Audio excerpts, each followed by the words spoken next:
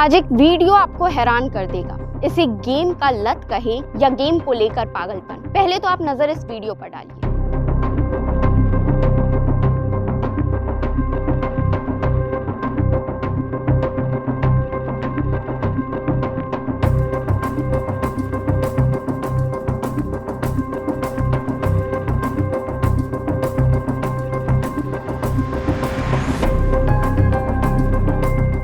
अब बताती हूँ इसके पीछे की कहानी।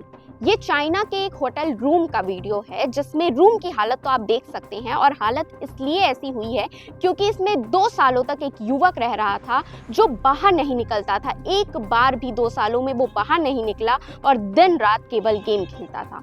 उसे खाना पीना जो भी चाहिए रहता था वो ऑनलाइन ही ऑर्डर कर लेता था और बस रूम के अंदर गेम खेलते रहता था।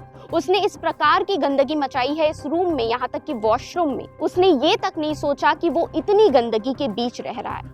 यही दर्शाता है कि अगर हमें किसी चीज की लत हो तो वो हमें हमारी जो सोचने समझने की शक्ति है वो पूरी तरीके से खत्म कर देती है। आपको ये न्यूज़ बताने का केवल एक ही उद्देश्य है कि लत चाहे गेम का हो चाहे शराब का हो, लेकिन लत स्वास्थ्य के लिए बहुत हानिकारक है, जो सोचने समझने की शक्ति को पूरी तरीके से खत्म कर देता है। और ये आप इस वीडियो में देख सकते हैं। तो इसे लेकर आपकी क्या राय है, कमेंट में जरूर बताइएगा।